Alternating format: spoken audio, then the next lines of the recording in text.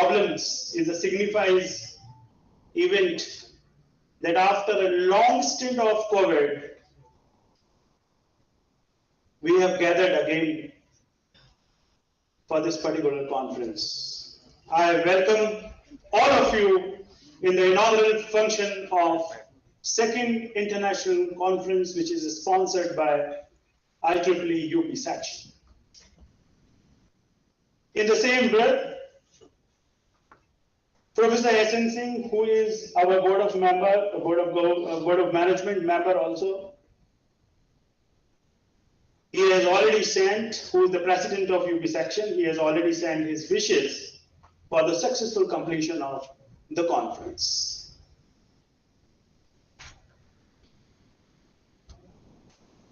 We have chosen this track of IR 4.0 because of its wide spectrum as well as timeliness. As you know, that information technology is now taking a new avatar where machines and human beings are being connected through some technologies, machine to machine communication, decision making. We have chosen this into our track system of IR, that is what because it's wide industrial revolution 4.0 timeliness. This industrial revolution 4.0 was, as you know, that information technology in 2015 is now taking a new avatar by the founder president Carl Schwab of WF.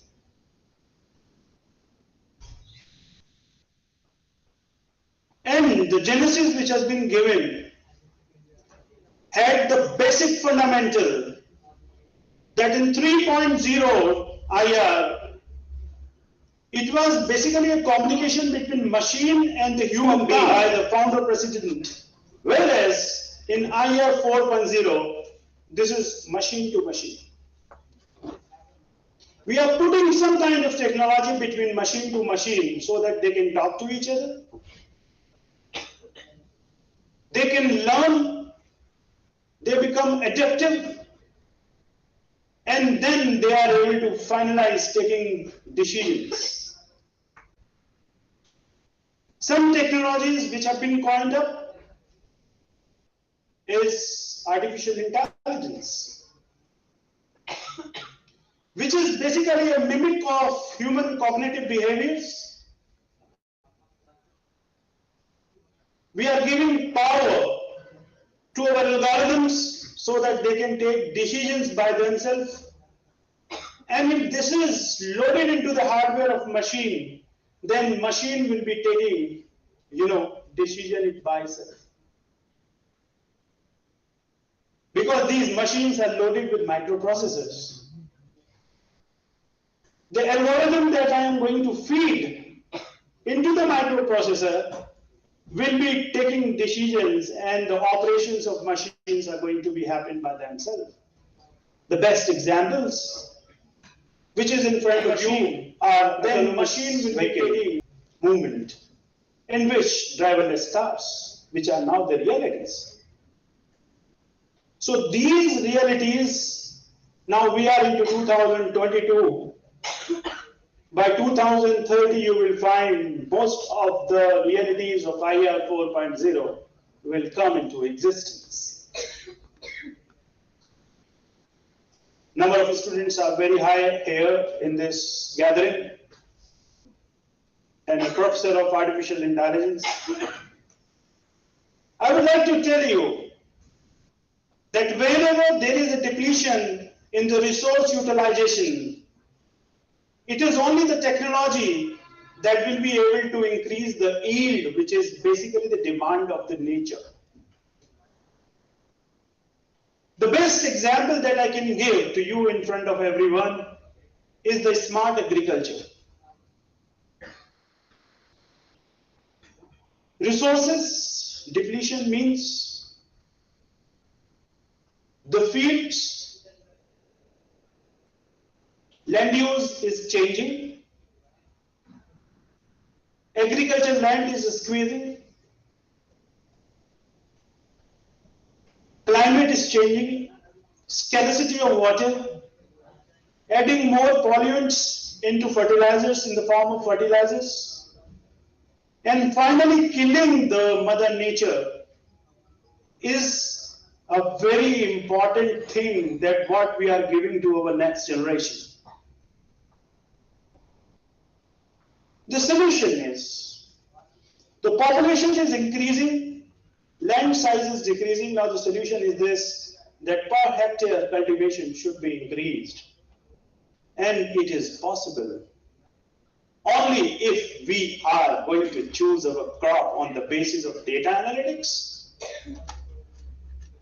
We are providing the supplement on the basis of our data analytics, artificial intelligence, measuring the growth of crop, and finally deciding what kind of inputs are required to grow a better yield is again can be done with the help of smart agriculture. So whenever we are going to increase the yield, our present technology will not sustain, and then definitely we will require some new technologies, and IR 4.0 perhaps has given some kind of solution in this field. So from this dais, I want to invite all the young entrepreneurs, innovators, researchers, that there is a huge amount of potential and there is a huge amount of opportunities which are existing. And you are the people, you are the generation that is going to be in future.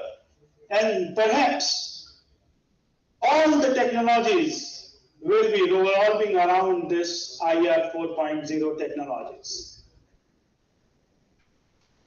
Therefore, the current conference with this objective is basically for the new generation, future generation, new mind and new norms. As far as the quantum university is concerned, I would like to tell you that since the genesis of quantum university in 2018, we have identified the great potential of IR 4.0, and we have launched many technology specialization. For example, artificial intelligence. For example, cybersecurity. For example, data analytics. For example, smart agriculture, use of IoT sensors, and our designs courses are being designed around these IR 4.0 technologies. This conference will be very useful because I am happy to announce that roughly 280 papers has arrived from various parts or corner of globe, out of which we have selected roughly around 70 to 80 papers, which is found eligible to be published in a great platform of IEEE. I would like to extend my word of thanks to IEEE and especially IEEE UP section that they have shown a great trust, and this baton is given to us for celebrations. From this dais, I congratulate all the presenters and the organizers to organize this event successfully in bright colors. My best wishes are with you. Thank you very much. Have a nice day, and Jai Hind, Jai Bharat.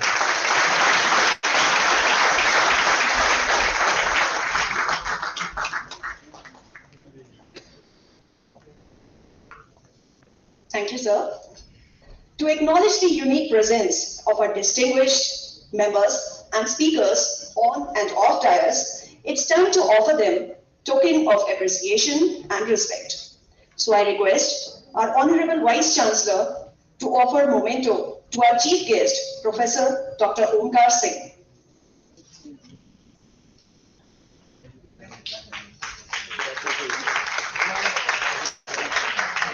Thank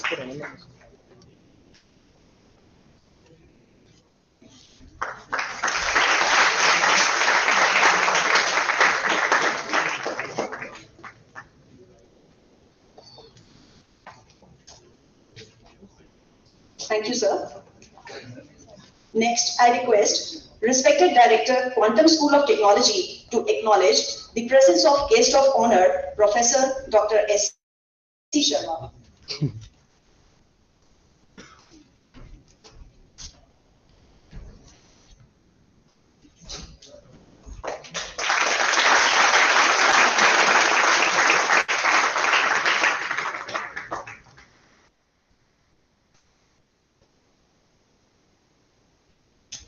Thank you, sir. In further, I request Dean Academics, Dr. Satyendra Kumar, to felicitate our Vice Chancellor, Quantum University.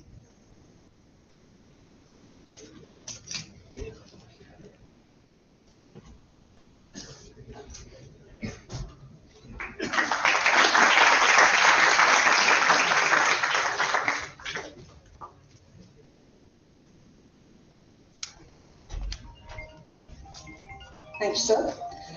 Now I request our Registrar, sir, to kindly offer memento to our special guest from Autodesk, Mr. Rajesh Yadav.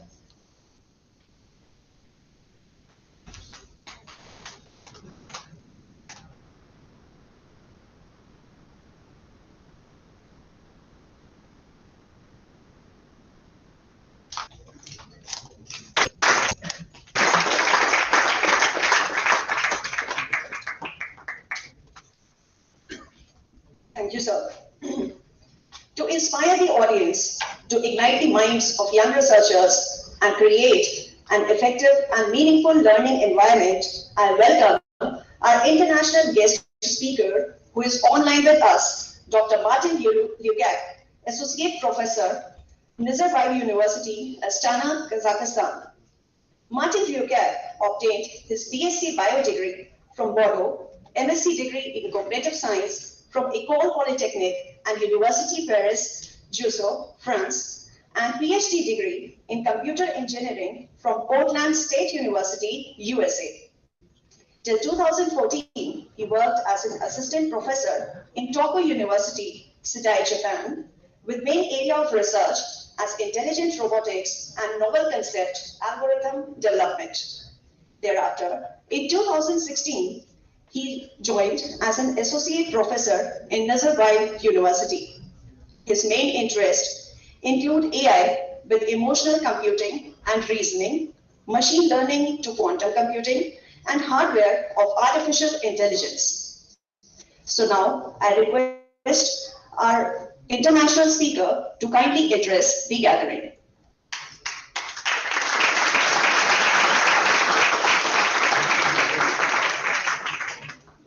Hello everyone, thank you. So let me share my slides. I have a short presentation. Okay, so can you see my slides? Okay, so thank you very much for introduction and for having me here as an invited speaker. And I think it is just very matching that I will be speaking about quantum computers at a conference that is hosted by Quantum University in Roorkee. So this talk, what I wanted to give is about quantum computers and about the future, which is going a little bit faster than expected, but it might not be always so visible. Okay, so current state of quantum computers, there is a couple of big players. On top left, we have a quantum from IBM computer, which is called Quantum System 1. On the bottom, we have the quantum computer from IonQ. And despite the fact that we don't really see what quantum computers are doing, quantum computers are slowly becoming larger and larger. So let me explain what is the principle of quantum computers and why people are actually even interested in them. So I took quite a long time to find a good metaphor to compare quantum and classical computing. Yes? So here on the left side, you have a train or you have a train rail, which can be compared to classical computer. You take a train as a signal and you send it across switches. And these switches, their configuration will give you a logic function or a result of reasoning or processing, which means that in classical computers, we send some signals through some devices that are moving the signals left or right and therefore performing computing. On the other hand, in quantum computing, it can be seen here on the bottom right side. The information by default is not moving, and we are beating the information with some specific devices. Here, for example, you can see the so-called ion trap, which uses big magnets. It has ultra-high vacuum to trap essentially to trap ions that which are we then shooting with lasers to perform operations. So, okay, there is different technology, but it still doesn't really make it clear why quantum computer is better or why is it different. So let's go a little bit deeper, just a little bit, so that we understand what are the main differences. Yes. Now, in the classical, or the main difference is that in classical computer, when we talk about logical bit or the logical information is held in a very specific and let's say hardware, or one logical bit corresponds to some specific hardware unit, which means logical information and physical information is equivalent. On the other hand, if you go to the quantum computer, this is where the big difference comes. The logical state is not equal to a physical state. This means I can have multiple logical states in the same physical states. Yes. And this directly should sort of tell you that there is a certain big advantage in using quantum computers, beside any other advantages, compared to classical computers. So let me give you another little example here. So the example is as follows. On the left side, everybody now knows about the GPUs that are used for artificial intelligence, or TPUs, the Google devices, or any type of parallel computer that is used to accelerate matrix vector product that is being used in the convolution, for example. Yes. So in a classical computer, what does it mean? For every information A, B, C, D, E, F, G, H, if I want to process it in parallel, I have to have specific device that will be parallel, that will be processing it in parallel. Yes? If I have 1,000 bits, I have to have 1,000 wires. Yes? And these 1,000 wires, they have to have some processing on them and so on. Now in quantum, this is a little bit different because I can take all this information, this A, B, C, D, E, F, G, H types of information, and I can put them all in the single quantum state on the same physical support. Then I can apply some quantum information or some quantum processing to process all of them in parallel. So there is a native parallelism which it does not exist in the classical world. Now, of course, there is a little wire here, or this little thing, which means retrieving the information is not so easy, but the quantum computer can naturally process parallel information in a way that classical computer cannot.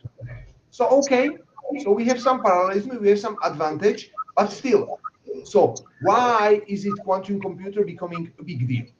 Now, to know why quantum computer is becoming a big deal, we have to go back almost 20 years, where Peter Shor, and actually there was another algorithm from Love Grover, proposed the algorithm for factoring integer numbers. Yes. Now, the big result from this is that if we use quantum computers, there is a algorithm that has a linear dependence for integer factoring, as opposed to the best exponential algorithm in classical computers. Now, why is this important? Because current internet security is based on integer factoring, in particular the RSA or the Diffie-Hellman algorithm. These are all based on integer factoring. So from the strategic point of view, having an algorithm that can exponentially accelerate the integer factorization would make many things unsafe, safe. So every big player who wants to essentially have a piece of quantum cookie invest very heavily. One of the main reasons is this. Yes. Among other reasons, we have the VLSI scaling, heat dissipation, parallelization, and so on and so on. So we know what the quantum computers can do. So why are we not using them? Why quantum computers are not in your cell phones? They are not in cars and so on. Well, this is because there are several currently open research issues, which is opportunity for all of you young people to start to do work in them. Now, the first issue is that we didn't reach the 2012 of quantum computers. Now, what is 2012?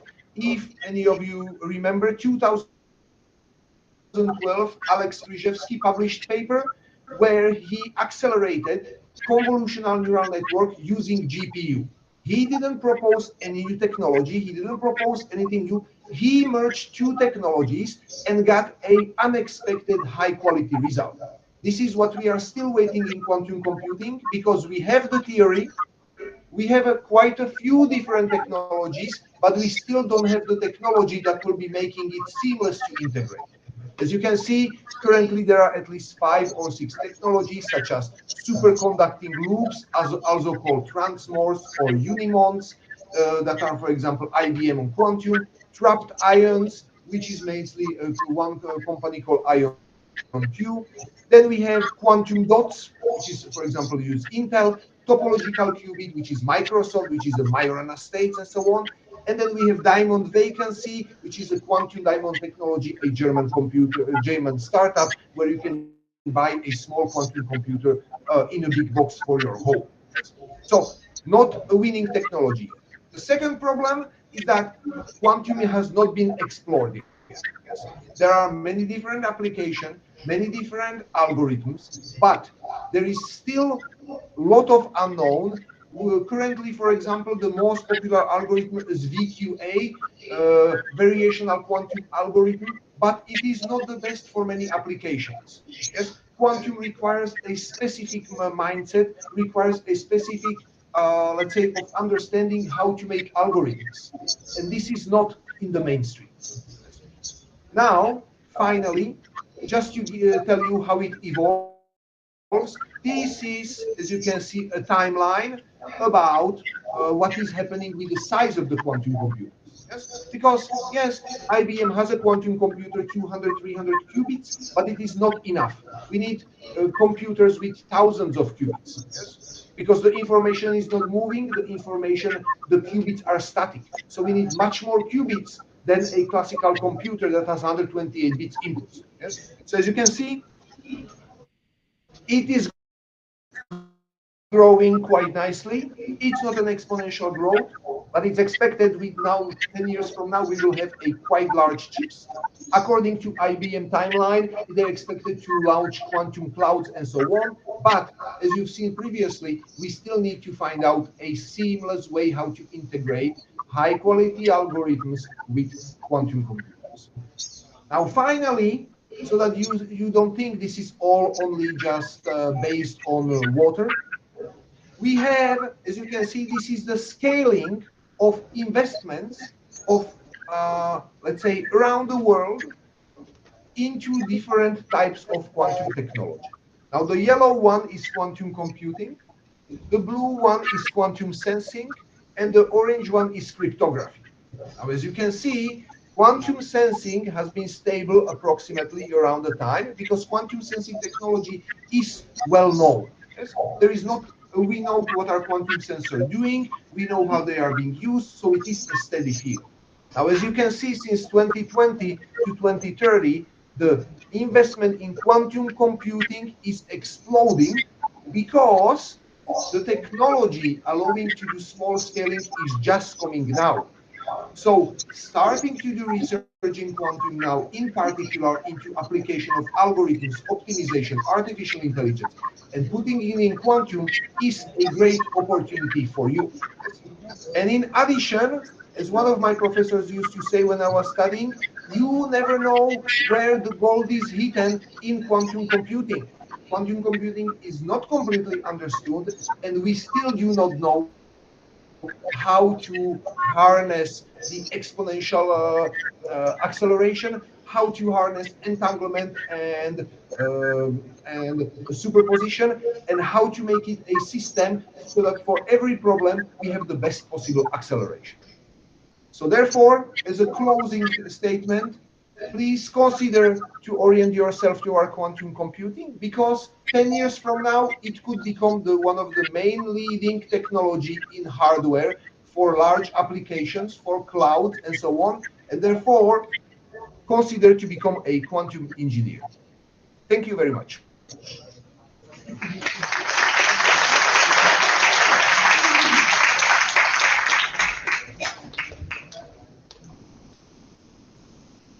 Thank you so much, Dr. Martin, for this informative session and connecting with us. Your words have certainly enlightened all of us.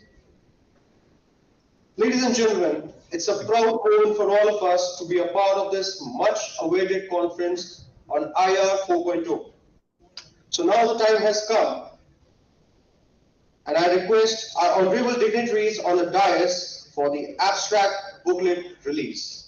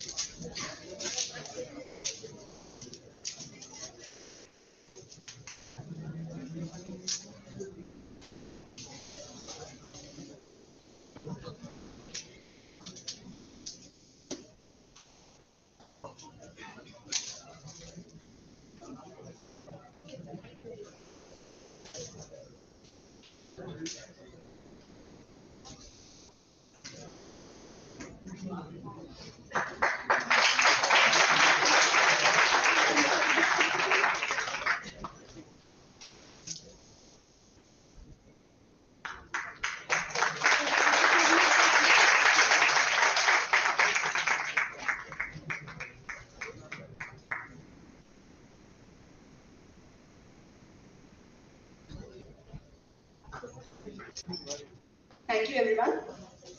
So now I have the privilege to introduce you our guest of honor, Dr. Subhashchandra Sharma, Professor, IIT Roorkee. His research interests include wireless and cloud computing, ad hoc and sensor networking, instrumentation, and computer control for process industries. He has more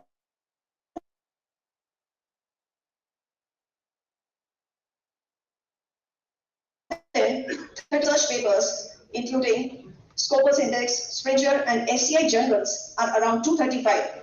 He has guided 25 PhD scholars and 20 MTech students. He has handled 11 research projects and various consultancy projects sponsored by CSIR, AICTE, UGC, DST, and DRDO. He has to his credit various awards, including UGC Fellowship, Khosla Research Award, Silver Medal, 4 Best Paper Presentations, and Best Thesis Award.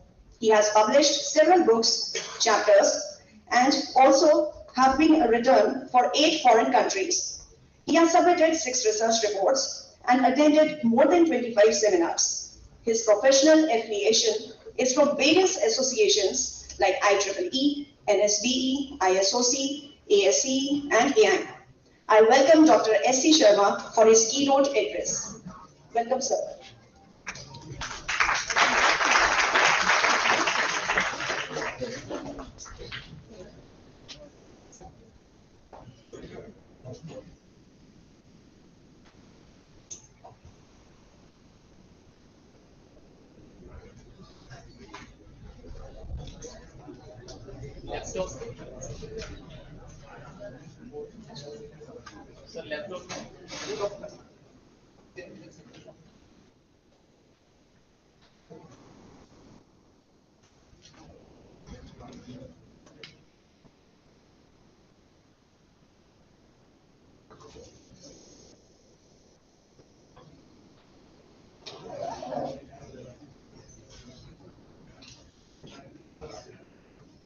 Pen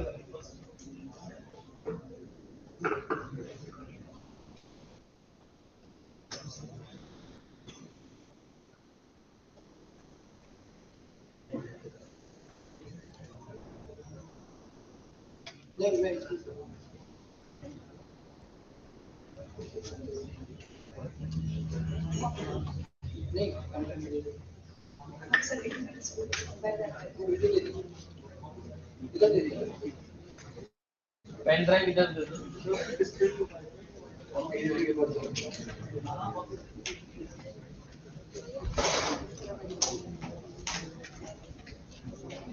data पता नहीं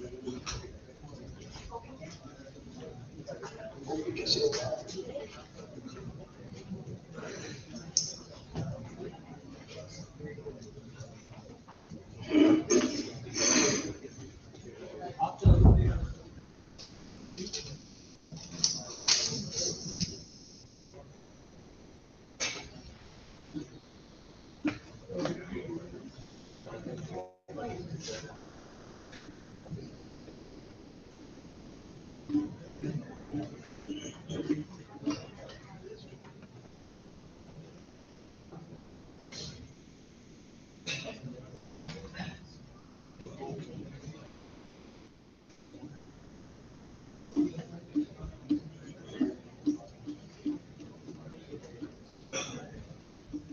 Sensor. Sensor to IoT. So, Honorable Vice Chancellor, Professor Omkar Singh, Honorable Vice Chancellor, Quantum University, Vivek Kumar, and Program Chair and Director Manish Sharma, Dean of Students Welfare, Dean of Academic, Professor Satendra Kumar, my dear colleagues, students, and the dignitary present in the hall. So, very good morning to all of you. So, I think the conference for fourth industry revolutions, I think is the need of the today because everyone can feel the development. But side by side, there are many pros advantages which we daily feels. We have very comfort zone life and earning because of the industry revolution. Side by side, there are many challenges in terms of like ecosystem is disturbed and the industrialization, urbanizations, scarcity of water, food, resources. So the need of the day or need of the, I should say 2020, 30 is to make the balance between the growth, industrial growth and the human being life. So for the next generation, only one line message is they have to make the balance of life. They have to use the technology side by side. They have to see the humans or the comfort zone of the life of the human being and animals. Or so with this, I think I'll just touch a few things. The growth, there are growth in every field. When we talk about the century growth, century, when I say century, 1700, 1800, 1900, 2000s. So we started with steam engine, then 1700, then 1800, we have oil and gas, major development of place. Then we have electricity. Now we are in the era of computer, AI, IoT, what more? Means driverless, not only car, we have driverless aeroplane also. So I will not touch the 400 years back, but because I am in academic research last 40 years, we have not only seen, but we have contributed.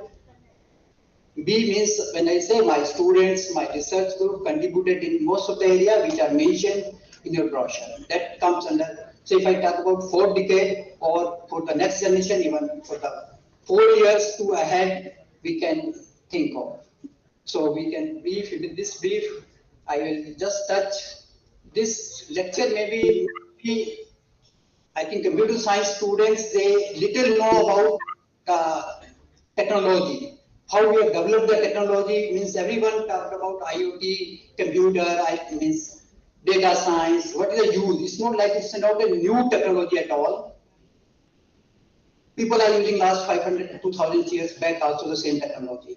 Only there are some modification. We are very fast in the processing. We have fast device, like we have quantum coming in between. There were nuclear computers, molecular computer, quantum computer, because we need a fast devices to use these technologies, use these developments.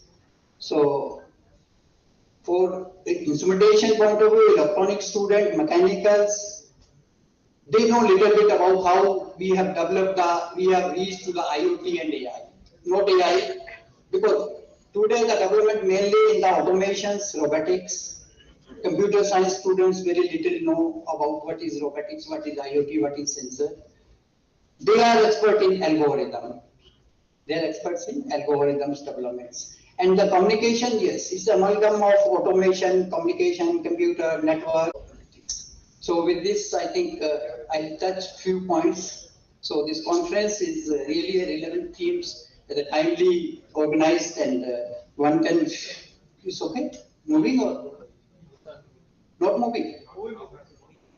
Moving or? Okay. So technology shift is, I think, already discussed from 1700 to steam engine. Now we have the pilotless plane also, pilot or driverless car and pilot. So the technology in 400 years shifted from steam to oil and the electricity and the computer, whatnot. You can easily feel and you are using the technology. So this is, okay, already discussed that 1700, 1800, then 1900, and we are now using the IoT, internet. So my main focus will be on IoT. So the knowledge, basically the discussion here is to share the knowledge. Whatever we have, what we can share the knowledge with you people also in the coming sessions also, from the student also, they are the new generations. So we all are here, in all the point, the woman is centered. So whatever the, like even if we are develop a mobile, driverless car, or a smart agriculture, smart health, or internet of things, everything, the center is human. So we have to, for next generation, we have to make balance between the industrial revolution, which maybe in 2030, maybe more industrial revolutions, more ecological imbalance, more urbanization, so many things side by side. Daily we see the war, nuclear war and other things. So means we are approaching to that, sorry. We are approaching to that, and whatever we develop, it can be mixed in a, means within a second or so. Anyway, 2020, I will not go the negative side of that. So in revolution, industrial revolution, what was expected in 2022 by the researcher, by the developer, or by the industry was the 85% industry will use the data. 85% growth or used by will be used by the data science. Rest I mentioned, like if I brief, because so basically the 85% business is expected to expand their efforts in big data. So question is what is big data? How we can generate this big data? From where this big data is coming? Because and the industry is moving. So my main concentration will be how big data is generated. What is the technological development, not generated? What are the technological advancement in last 40 years, which I spent, I've used, I've seen, I've used everything, the development in the big data. So, and the 40% hour will be performed by machines.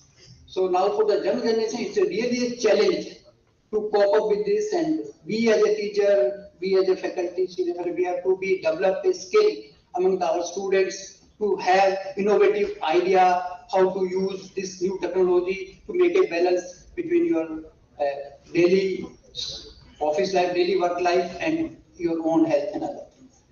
So then 54%, these are the data reported on the web, on the internet. I've taken directly copy paste, nothing more than that. So these are the data reported. Basically, the discussion is the data, big data, big data. So next. So basically, if we talk about big data, terms immediately comes in mind the Internet of Things. The data coming from, we are using IoT. So IoT, they have 4 pillars in IoT. Basically, we have sensors, We have machine-to-machine communication, machine-to-human communications. Then we have software. Software we call as supervisory control data acquisition system. Anyway, this is proprietary. In every company they have their own name. Then we have code, and I will not go detail. So everyone you know about internet, very few know how to define the IoT. IoT is not going in a single day or 1 year or 2 years. It amalgam of many things. When I say many things, we have physical objects. Then we have a smart sensor, then intelligent sensor. Then it is we develop a data storage, means we have to store whatever the data we develop somewhere in the computer. Then after storing is not sufficient. We have to use this data. Without generating data, storing data, without use, there is no use. Initially, we were only generating data, we were not storing it. Then we started storing it. Then slowly we thought of using this data.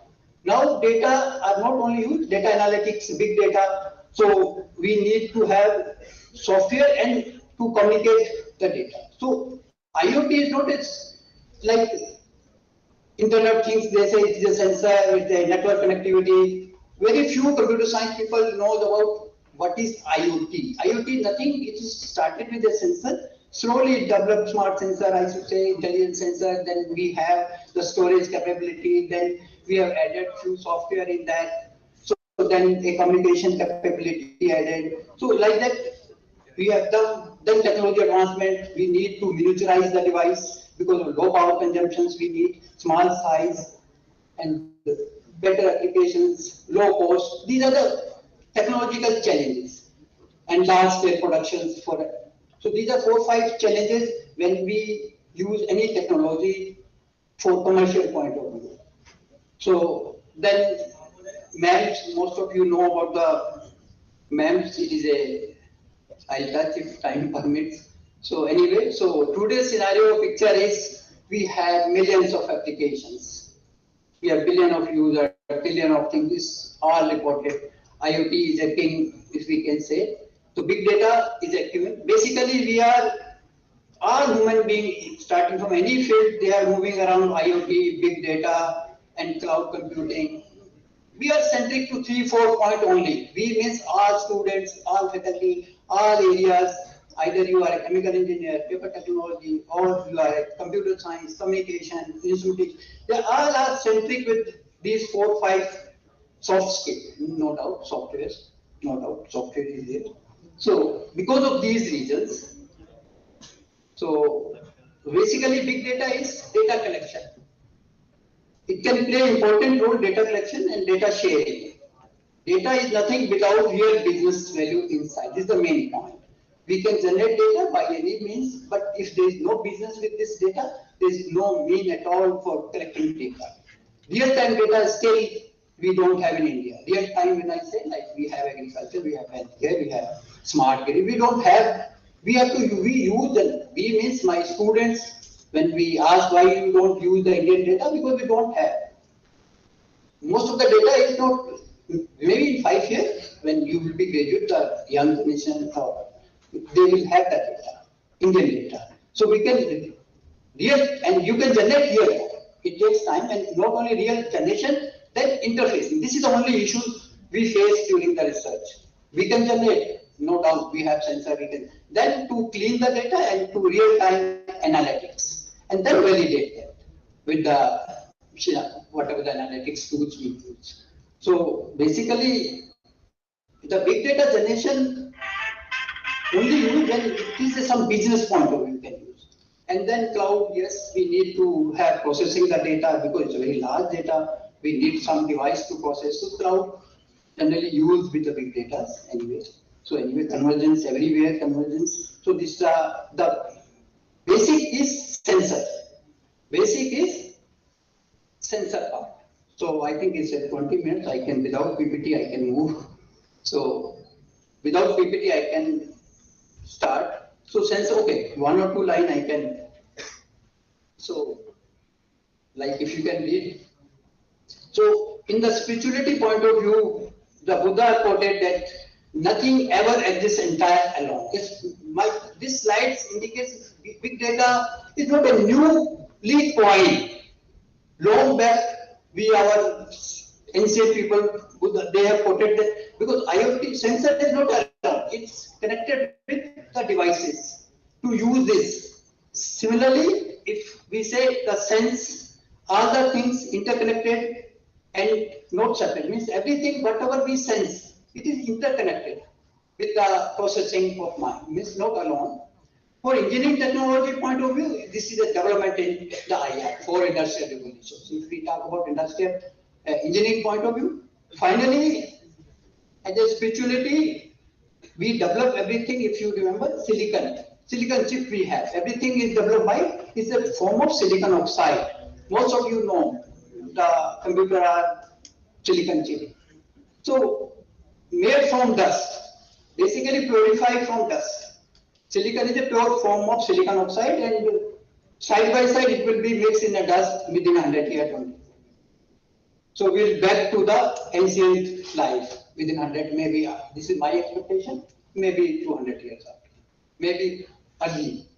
So because of we are developing other types.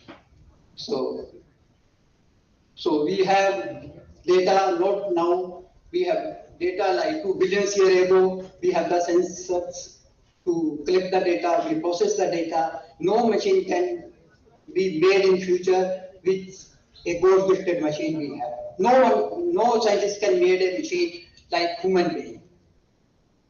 Simple example, human take a decision based on the present scenario. What is the present situation? What are the machine? Whatever we feed. They take decision whatever we feed the data. Like if we are traveling, a policeman is there, we know that this policeman will not find, will not see the light and will pass. No machine can take a decision based on the present scenario. Means there are many examples we can quote. The data which we process, we means the human, the God-gifted CPU, and many you know the biological students, neurons and other things, and with it decay after anyway. So we process data very fast. We have many sensors real time. My question is, whatever we are developing, all artificial, AI. We use AI, we use artificial data, and we claim it is real. No. Whatever the God-gifted machines, we are making everything artificial. We are eating artificial, we are living in artificial world, we are generating artificial algorithm. So you have to think.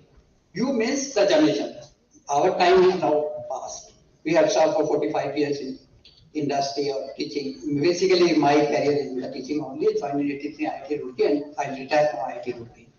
Anyway, for you people, you have many challenges to whether you want to live in the artificial life or the real life.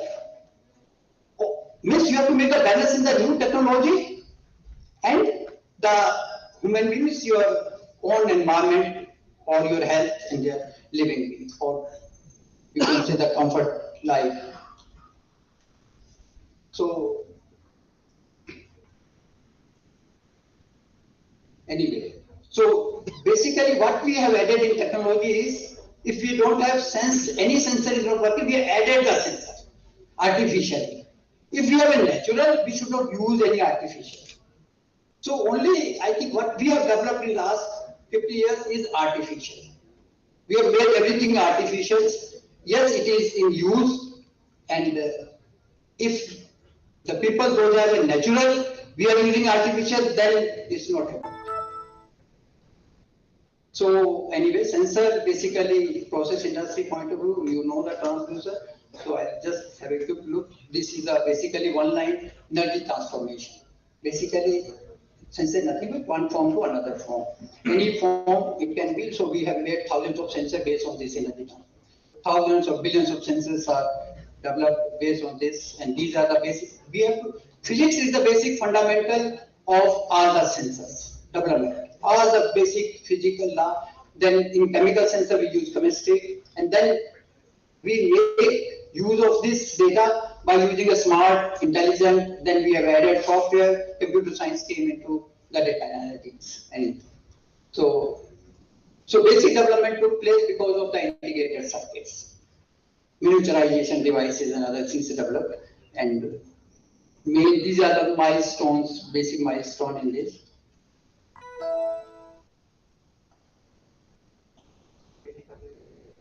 anyway. So, okay, without the PPT, if you wish, I can continue.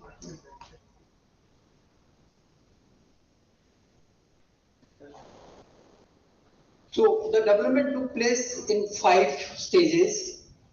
Initially, yes, we were having only a single point sensor. Then the analog signal devices added, smart. We have lowest level sensor. Then we have added the digital ADC, DAC so that it can be interfaced with the computer. Then at high level, we have software, smart intelligence sensor. We have added some software in the sensor so that it can take decision. Like, for example, if you have a temperature, you are using thermometer, now we have a digital. Now in digital, we have a small algorithm, Fahrenheit 2 degrees centigrade, for simple example. And if you want to transfer the data, we need an internet connectivity. Connectivity transfer of this temperature data to some device. Then if one sensor, we have thousands of sensors, we need big data generated. Big data is generated. So the technology shift is, like, quickly I'll go, technological shift is, because my aim is not to give a feed whatever it is. So these are the basic technological shift. So initially we were having micro sensors, MEMS, no doubt, but shift is the analog signal. We have introduced the analog devices, then we have pulse width modulations added, which make a digital pulses. Then pulse is converted to the frequencies. Then we have used the frequencies. Then we have ADC, because what we are using today is IoT. So IoT is not developed in a single day. These are the 4 generation. Initially when I joined, we were using transducer. Slowly sensor has developed. Then in the sensor we have used the processing devices. Then digitalization came into picture. We have started the digitalization. We use ADC, DAC data in pulse form. Initially pulse form, quasi digital, then converted to digital. Then digital data is stored somewhere. We need a storage devices. We call it a smart sensor, where we have a data storage. Then we need to process the data. We need intelligence, some software to be developed. So then software has been developed. Then all things is combined in single chip. We want to have small size, low power, low cost, and large application. Then only it will be marketable. So challenges is many challenges in last 40 years. But now we are using IoT. So basically these are the like 1 layer, 2 layer, 4 layer. So different layer we have developed.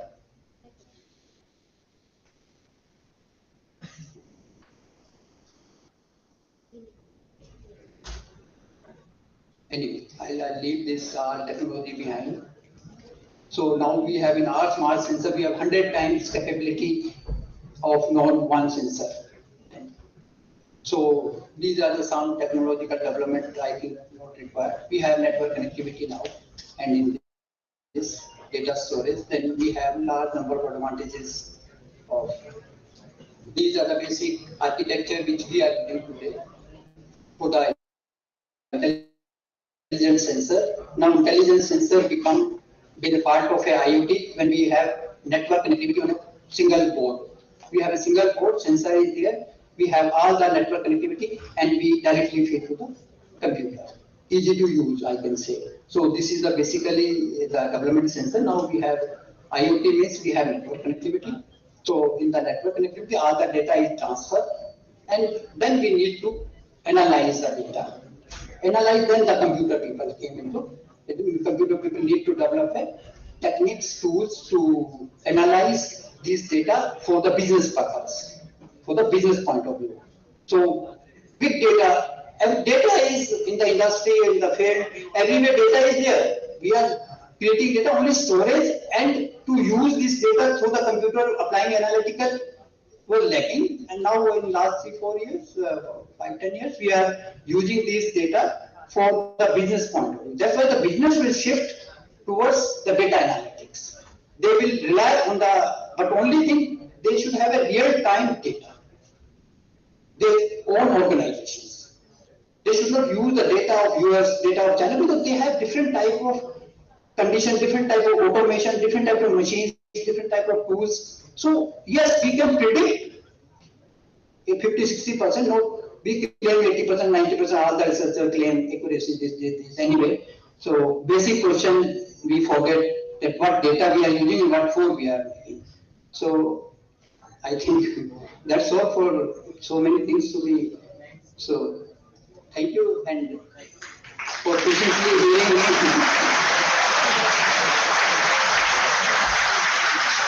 Thank you.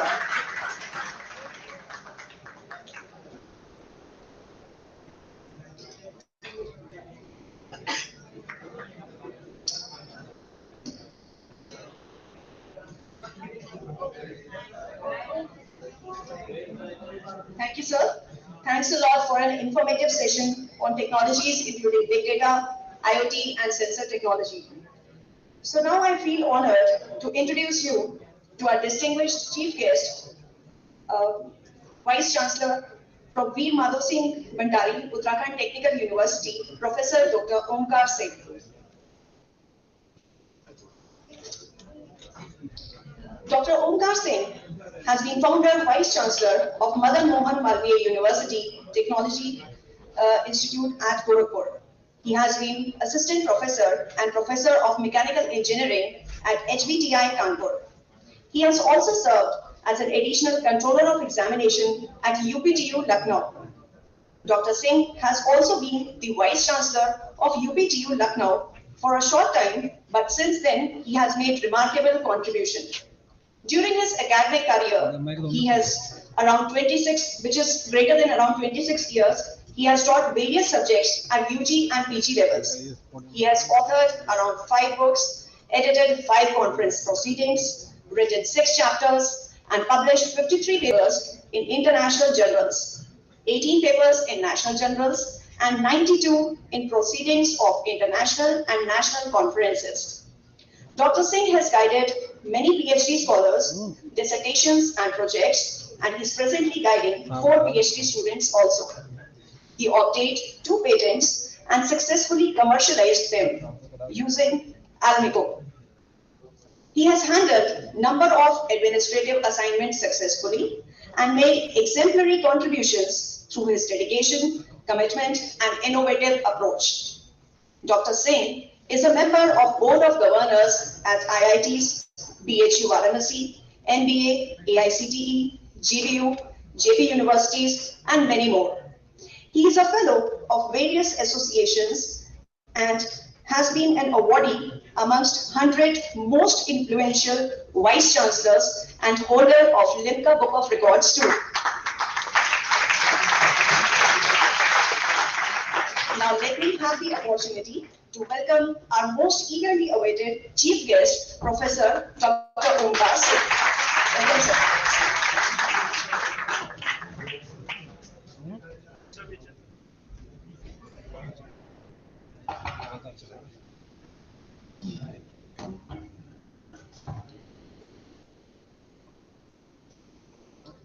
Namaskar. It's my privilege to be with you in the inaugural ceremony of this IEEE International Conference being hosted by the Quantum University. Dignitaries sitting on the dais, delegates, participants, faculty members, persons from press and media, and dear students. The theme of the conference happens to be the 4th Industrial Revolution. The 4th Industrial Revolution is something which has not left anybody, any living thing on this earth, any living species on this earth, including flora and fauna. Whatever we see around us, everything is getting engrossed in the either in a positive way or negative way in this 4th Industrial Revolution. There are various ideologies, there are various schools of thought. There are some proponents of technological advancement, which is primarily revolving around the computer-centric developments, penetration of internet, and digitization of the processes, integration of machine to machine, and we call it as a development of various cyber physical systems. I am basically a mechanical engineer. If you look into the various domains of engineering itself, you will find that everybody wants to have the technological advancement, but the advancement of the information technology, communication technology, that has surpassed rest of the advancements. It appears so. I don't say that it has happened, but it appears so. Especially in a country like ours, which is having around 130 crore population, we find that all the youth of the day wishes to opt for their career in the computer science and related domains. A lot of studies are available which forecast the requirement of the manpower in these respective domains, be it IoT, be it data science, be it cybersecurity, be it blockchain technology, or many more things in the series. But the youth has developed a perception that it is the computer science and the allied domains which are going to rule this whole civilization and whole of the world, which is not true, and that's not the correct perspective. I wish to call upon all the members of the engineering fraternity belonging to various domains to please put their best of the effort to ensure that the best of the minds of the day do not get restricted to the computer science and allied domains just because these are appearing to be much more fetching domains. My colleague sitting on the dais, Professor Sharma from the computer science background, may have certain differences in what I am seeing, but I am a firm believer that sustainability is something on which every advancement will be finally converging. And we have to ensure that this planet Earth remains a livable planet. Otherwise, the kind of burden which we have put on this planet Earth, we have not left even the space. We have not left even the atmosphere around us. Even for getting a pure air, we are now looking for the air purifiers in the homes. We are fortunate to be a part of this particular location which does not have that kind of pollution. But in the metropolitan cities which are highly crowded, we find that the smog is a problem, breathing is a problem. It means the survival itself has become, it is getting challenged.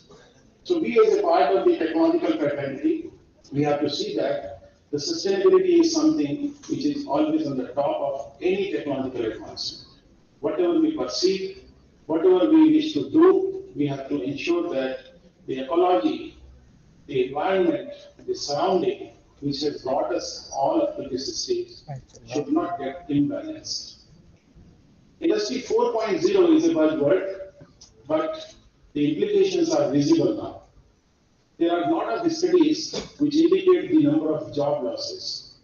Even the most developed economies like that of US that is getting challenged, and there are reports available which say that significant and sizable number of jobs are likely to be lost because of the substitution of the human being in the various operations.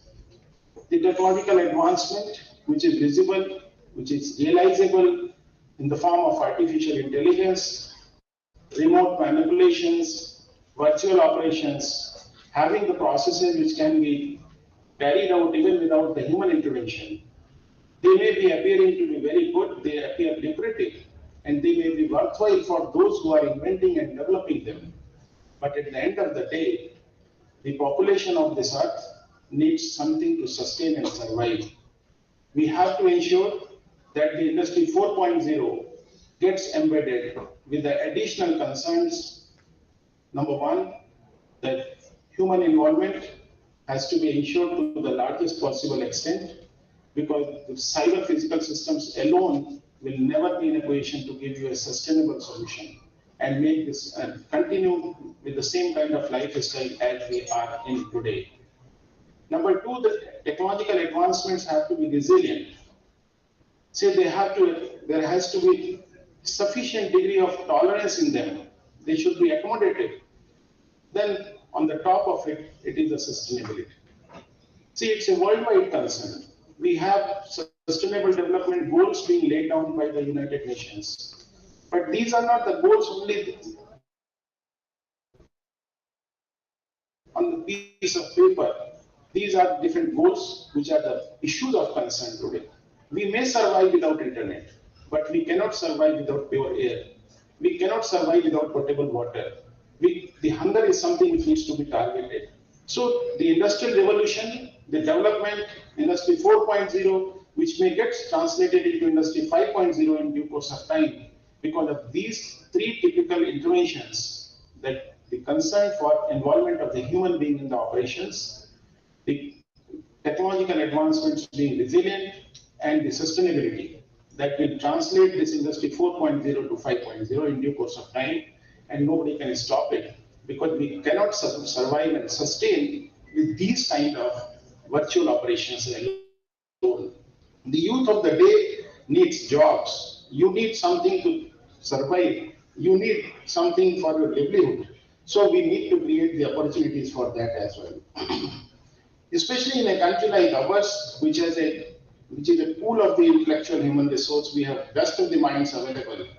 The undergraduate education needs to be taken care of, and we have to ensure that those who are aspiring to be part of this revolution, they have this feeling at the back of their mind.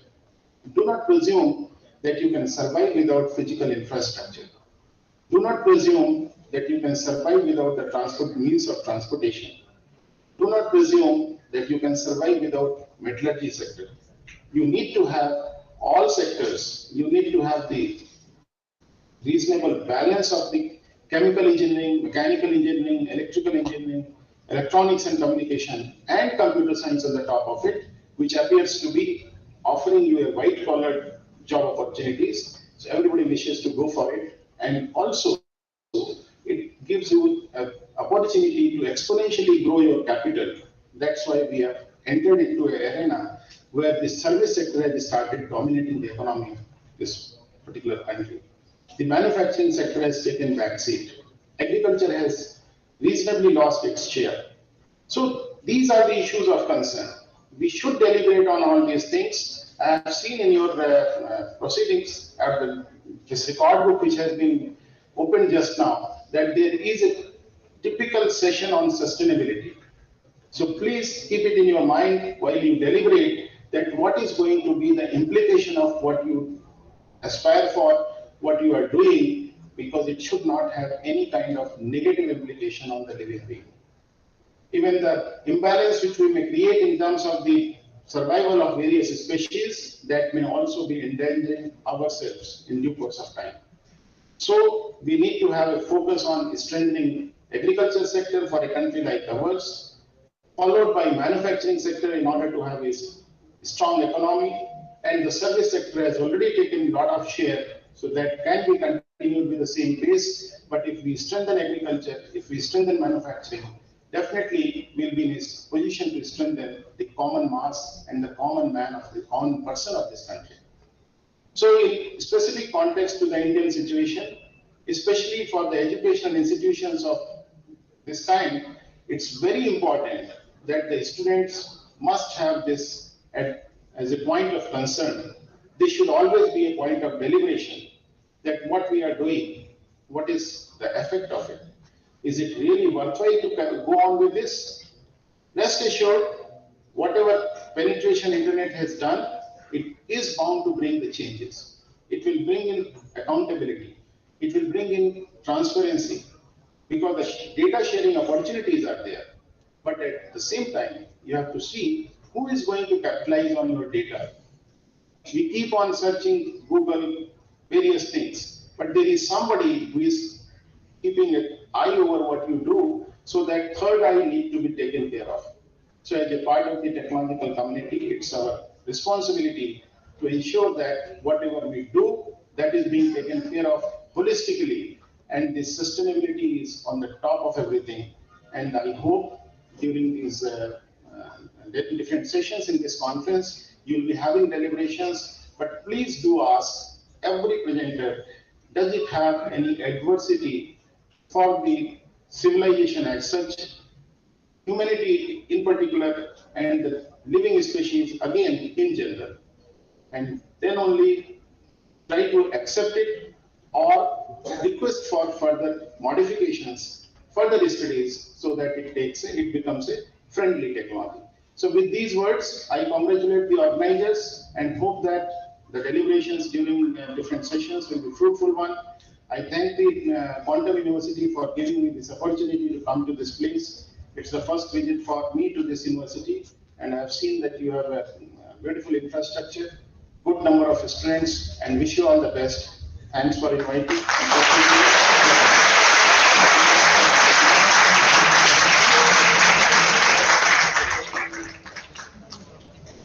Thank you so much, sir, for your enlightening words on technological advancements and guiding us for having a sustainable lifestyle. Ladies and gentlemen, today we have with us our special guest, Mr. Rajesh Yadav. Mr. Rajesh Yadav is the Inside Account Engagement Specialist, Autodesk India Private Limited. He's an engineer, product designer, and certified master trainer, having 20 years of experience in training and implementation of cutting-edge advanced methodologies in the field of design. His core expertise is in training and implementation of Autodesk's latest design solutions for institutions and corporates. He has trained several students, faculty, and corporates of several colleges and universities in India and abroad. Mr. Rajesh is associated with many organizations like NASCOM as a master trainer for product design, engineer quality pack. NSDC has supported India's skills in International NCAD competition 2019 at Kazan, Russia.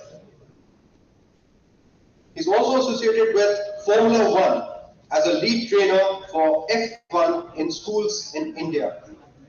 Also associated with SAE BAJA as a CAE judge. And we are grateful as Autodesk Private Limited is the gold sponsor of this conference. So with this, we welcome you, sir, and would like to request Mr. Rajesh Yadav to please come and address us all. Thank you. Good afternoon, everyone. First of all, thank you, Mrs. Sir, for all the ingredients on the price, and the most important, my dear students. So let me start with this. Good afternoon, my design engineers. I intentionally am taking this word, design engineers, because no matter, irrespective of your branch, ultimately you are going to innovate something, you are going to work something new, you are going to design, whether it is a program, physical product, or anything, right? Why I am taking this design engineer word? Because this is related to our today's topic. Industry 4.0, latest technology and practices. The important point is how you can select the new technologies which is already available. I wanted to show you some of the case study, but as Sir suggests, we are running short of time, so we will be showing the case study in the next keynote sessions. But right now, I'm only going to discuss some of the important points. Like somebody has already mentioned that we are increasing the populations. If you see, by 2050, it is a prediction that we will be around 10 billion in this globe. So that the majority of population is moving toward the middle class. So what is the effect of this population? We need more number of products in each and every field, whether it is infrastructure, whether it is services, whether it is automobile, anything. You can think any product which is needed by this 10 will be in the next coming years. But again, in terms of resources, we are running short of resources, whether it is all the natural resources. So how to resolve this issue? One side we are having huge amount of population, other side is running less number of resources. Now here, because this disruption creates a big opportunity for all of us. We need to think about new technology where we can design or we can make more sustainable product which can actually cater this entire population. Right? Are you agree or not? Yeah. Thank you. But as for the traditional processes, if you see different industries, like 30% wastage we normally do in the construction industry, and 70% of the spare parts in the manufacturing industries are never being used. This is the data. This is the real-time data. And we are talking about this utilization of the resources. So it is very important for us to select the proper technology where we can actually utilize our resources in a very proper manner. Like Industry 4.0, if you see the pillars of Industry 4.0, this is basically based on automation, artificial intelligence, collaboration, online learning pathways, like and design for manufacturing. As an Autodesk company, we are having solutions for each and every branch. Doesn't mean that I'm only making software for mechanical engineers, civil engineers. No. We have options for computer science engineers as well. This is the era of collaboration where you need to work in a multidisciplinary manner to design a product. Like right now, driverless car, IoT systems, artificial intelligence. For that, I need engineers from all the branches. It is not a single branch product that yes, I can design a driverless car without a programming or without a sensor. So I need electronics as well, I need computer science as well. So you need to understand the requirement of the system engineering. You have to select the technology. That is totally your decision. You have to select the technology which is easily available, or in a short term, I can say that is the smart technology, where you can fulfill all your requirements. You can collaborate with your peers, you can design anything, you can do this analysis as well, like so with the help of AI application you can design. So you have to select that technology so that you can complete this 4 or 5 pillars of Industry 4.0. Are you getting my point or not? Now, how to select the technology, because all of you are a student, it is very difficult for you. Most of us wants to use open sources, right? So let me tell you one very important point. Autodesk is the only company which is providing all of its technology free of cost to all the education institutes, whether you are a faculty member or you are a student. The only thing is, you need to create an account and then you can start using it. It is free of cost for your lifetime until the time you are a student. Right? So there is no hurry, just think what actually you want to make, what actually you want to design, what actually you want to innovate in terms of sustainability, and then you have to select the technology. Like currently, you never think about this artificial intelligence. This question I got it around 4 or 5 years back in Hyderabad. One of my students asked me, sir, is there any way where system can design any product for me?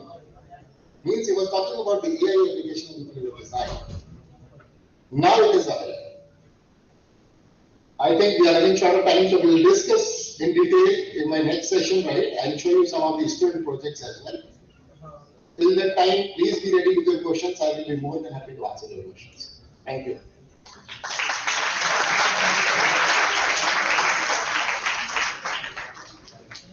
Thank you so much, sir, for your kind words and motivating us to do better through innovative technological advancements.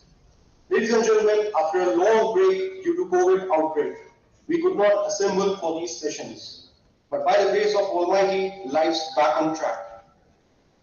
So these much awaited moments are a result of patience and the excellence in the fields of research and innovation. What a memorable moment it is to have such intellectual personalities under one roof.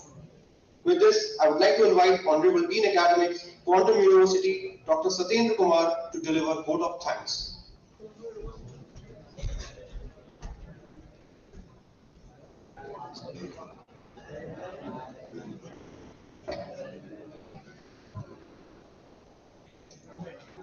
Today, we are here for this inaugural session of IEEE conference, and today I start with the vote of thanks. Today we are having Chief Guest Honorable Vice Chancellor, Uttarakhand Technical University, Professor Omkar Singh. Guest of Honor, Professor S.C. Sharma, Professor, IIT Roorkee. Dr. Meenakshi Memoria and Dr. Shashwat Pathak, Special Observers from UP Section IEEE. Vice Chancellor, Quantum University, Professor Vivek Kumar. Other invited guests from different colleges. Director, School of Technology, Dr. Manish Sharma, Control of Examination, Dr. Amit Dixit, Deans, Head of the Departments, research scholars, authors, faculty colleagues, and dear students. It is my privilege to have been asked to propose the vote of thanks on the inaugural session of 2 days IEEE Conference FIRTP 2022. I, Dr. Satyendra Kumar, Dean Academics, on behalf of Quantum University, extend a very hearty gratitude to our chief guest, Honorable Professor Our Singh, for sparing time from his busy schedule and gracing the occasion.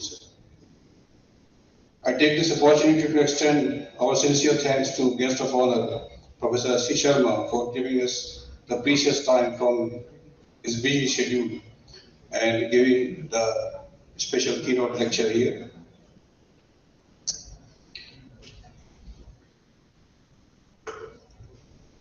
I would like to extend my sincere thanks to Mr. Martin from USA for delivering the keynote lecture today. I would like to extend the sincere thanks to our Honorable Vice Chancellor, Professor Vivek Kumar, for his guidance and efforts to make this conference a success. Special thanks to all our invited guests who have come from the different destinations. I also wish to express my gratitude to Dr. Manish Sharma, Director and the Chair of this conference. I would like to thank to our sponsor from Autodesk for being with us here today in this occasion. At last, but not the least, special thanks to organizing team, faculty members, alumni team for organizing this event. I thank everyone for the involvement they have shown to make this event a success. And thank you all. Thank you for being with us this morning. Thank you.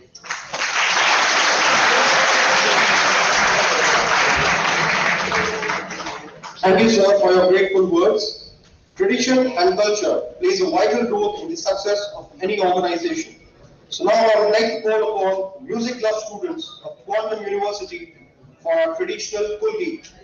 I request you all to kindly rise up and refrain from clapping after the Kulgi is over.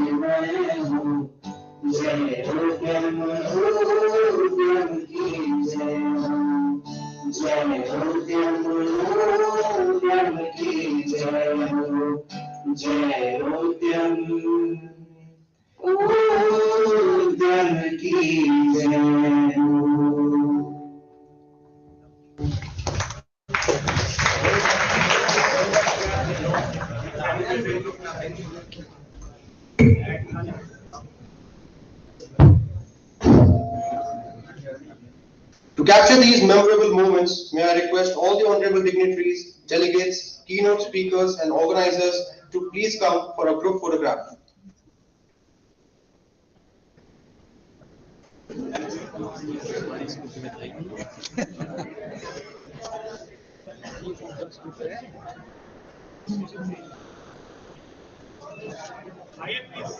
At the back, students kindly be seated.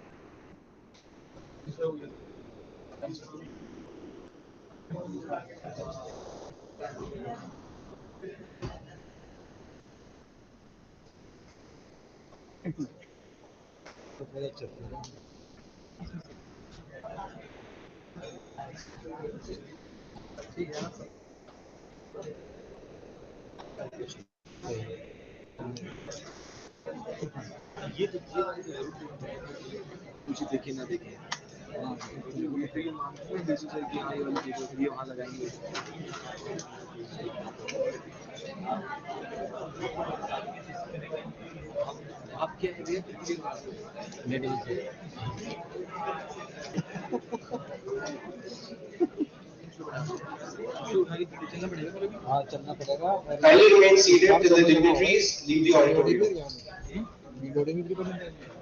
अब तो करना है खाने से पहले कुछ नहीं करने का खाने कर दूं